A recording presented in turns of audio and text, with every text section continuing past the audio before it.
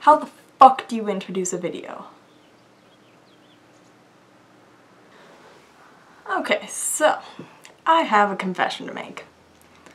I love fire. And now I know you're probably all thinking, like, is she about to confess to arson or something? Am I about to become an accessory to a crime here? Not anything of that sort. The reason why I tell you about my love for fire, which I'm sure like 90% of the population shares, who doesn't love sitting around a bonfire or having a candle burning at night? It's nice, it's peaceful. Unless you're like me, it shouldn't even be that dangerous. Therein lies the issue.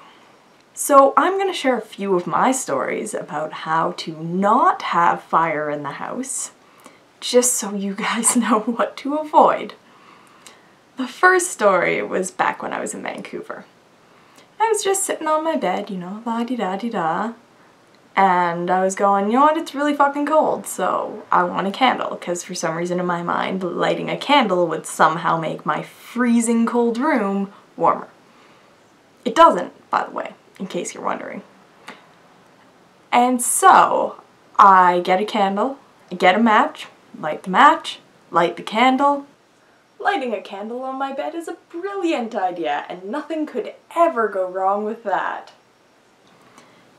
And then the match breaks. Oh shit! 'Cause, of course, being a cheap college student, I buy the dollar store touch matches, where you get, what, 250 matches for $1.25. That's quality right there. So anyway, it breaks because they're made out of cardboard. I don't know, not even cardboard. Something far more brittle than that. And it falls directly onto my bed sheets. And of course it goes out almost immediately, but not before burning a hole in my bed sheets and my mattress.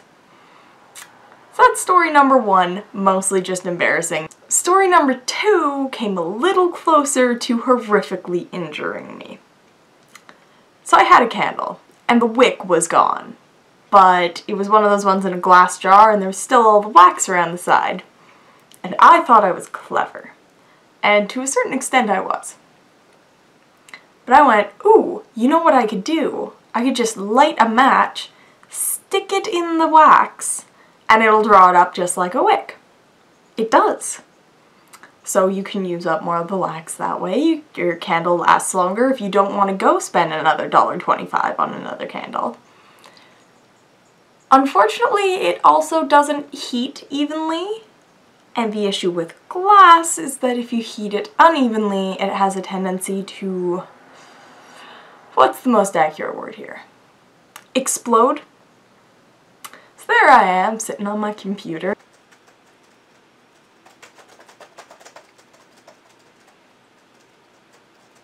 And then I hear a bang! I look over. I no longer have a candle. I have several pieces of candle, and there's glass all across my bed in front of me.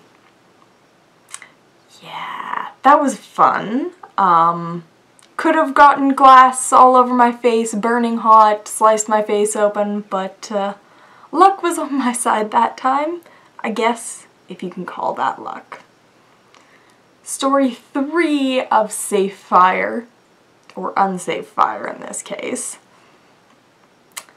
I had a little dish that I put the burnt matches in, so they didn't burn anything and I didn't catch things on fire accidentally. You know what? Clever, right? And for some reason in my mind I was like, you know what? There's those little ends that are not burnt, right? The part that you hold, so I could create a little mini bonfire. You can. You shouldn't. I had forgotten that there was also some wax in that little dish. And so I lit a match, stuck it in there, and all of a sudden there's a fire that's about that high. Which doesn't seem impressive until you realize that it's in my bedroom.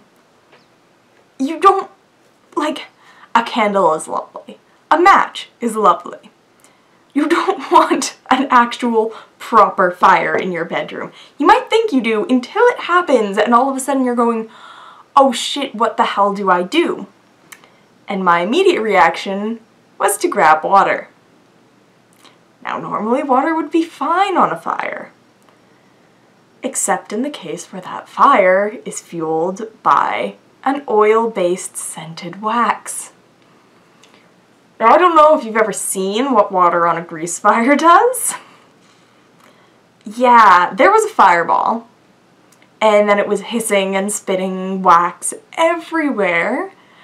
Thankfully I have potted plants, and I remembered that soil will kill it. So I threw some soil on it and had a heart attack and passed out. Yeah. So yeah, if you're going to have fire in your house or in your room, for the love of God, keep it away from your face. Buy decent quality fire-making supplies. And don't think a bonfire inside is ever a good idea. Just learn from my mistakes, please. So if you found that amusing or you felt slightly better about yourself at the end of those stories, please click subscribe. I'm gonna see if I can put it up there. We'll see, video editing's a whole new thing for me. Or give this video a like. Leave a comment below if you want to hear more stories about how I've almost horrifically maimed myself. Or, you know, you can just shout abuse at me in the true YouTube fashion. I think I've given you long enough to click now. This is a brilliant idea and nothing will go wrong.